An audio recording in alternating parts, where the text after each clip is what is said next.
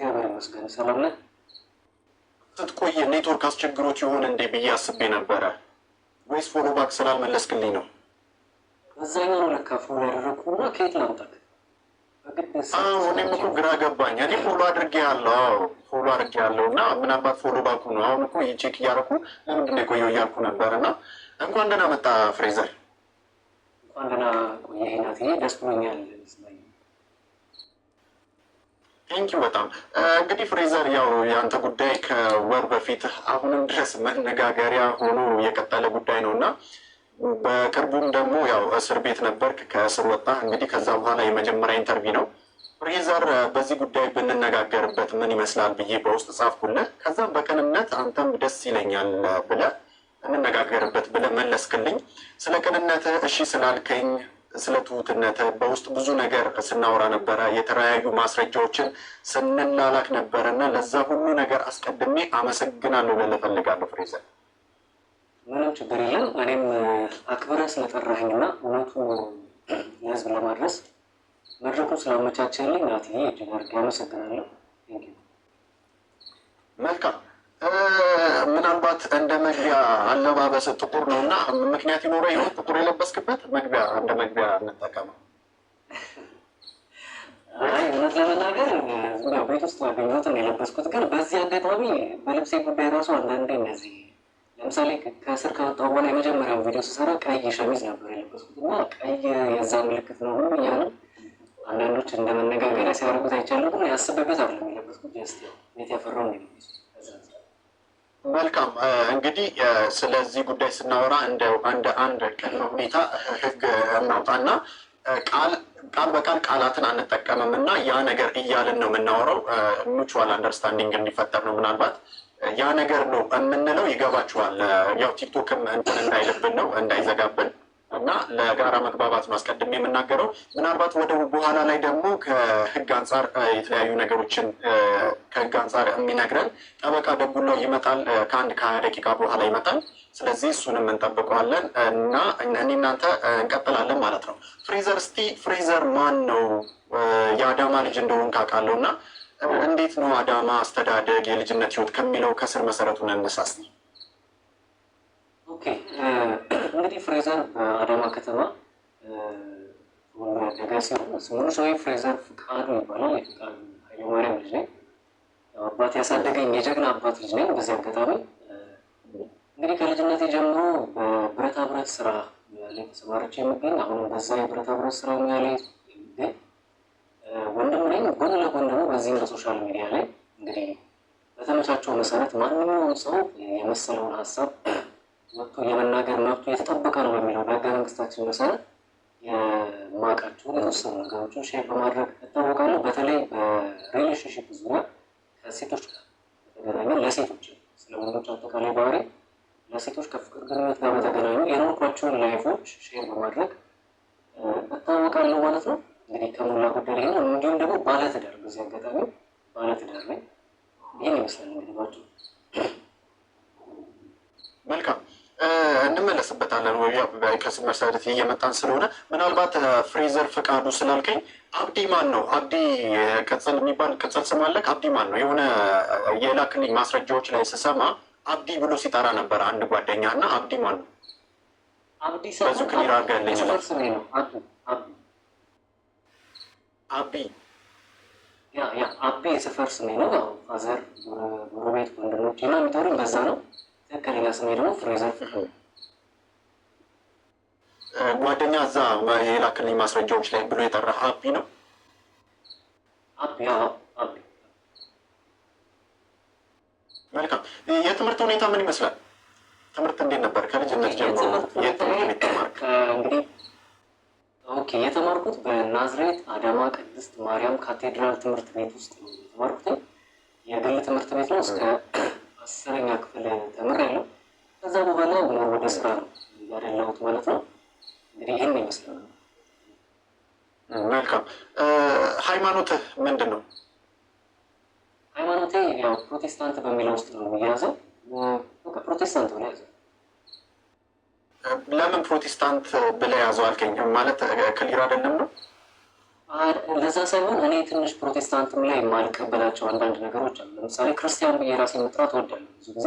ለምሳሌ ኦርቶዶክስን የማልወክልበት አለ፣ ፕሮቴስታንቱን የማልወክልበት አለ፣ ካቶሊኩን የማልወክልበት አንዳንድ ነገሮች ስላሉ ጀስት ክርስቲያን ብለህ ብትጠራኝ ብዬ አስቤ ነው። ግን ግልጽ እንዲሆን ፕሮቴስታንት ብለህ ያዝ። መልካም። አይ ግልጽ እንዲሆን ስለፈለግኩ ነው።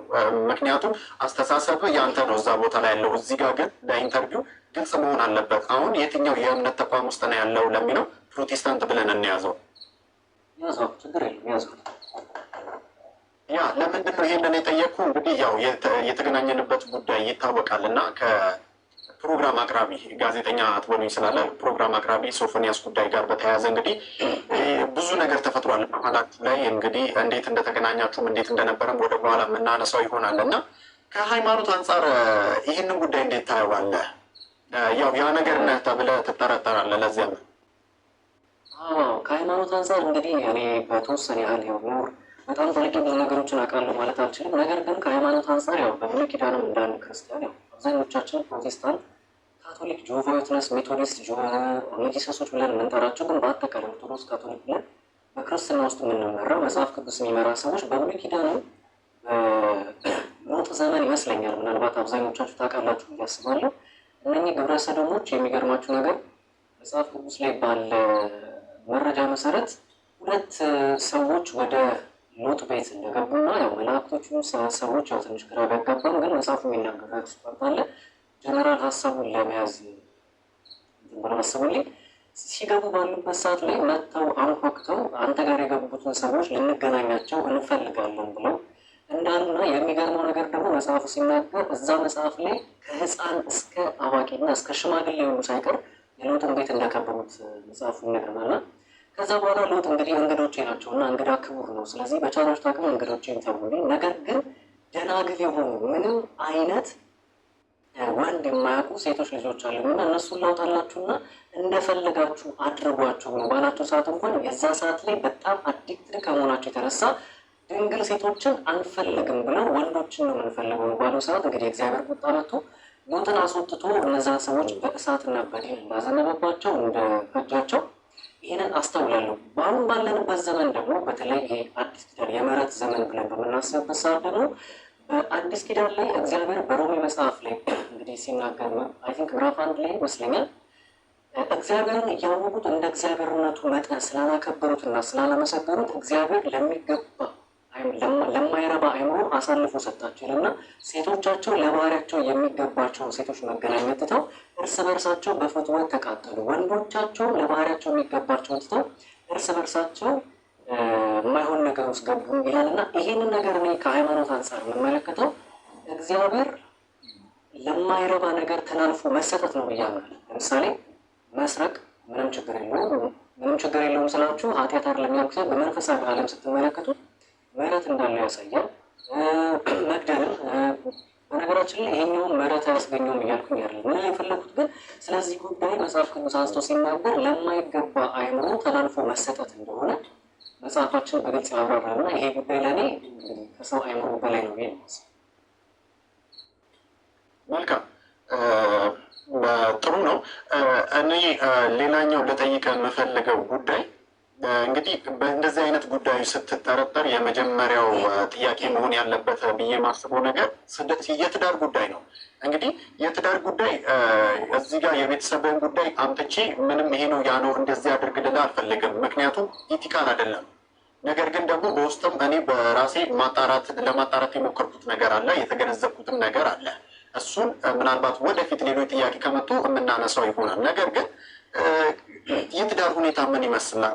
ቅድም ይህም ባለትዳር እንደሆንክ ተናግረሃል እና ስለ ትዳር ህይወት ትንሽ ነገሮችን አጫውተኝ። ስም ሳትጠቅስ የተለያዩ ነገሮችን ሳትጠቅስ ስለ ትዳር ህይወት ትንሽ አጫውተኝ።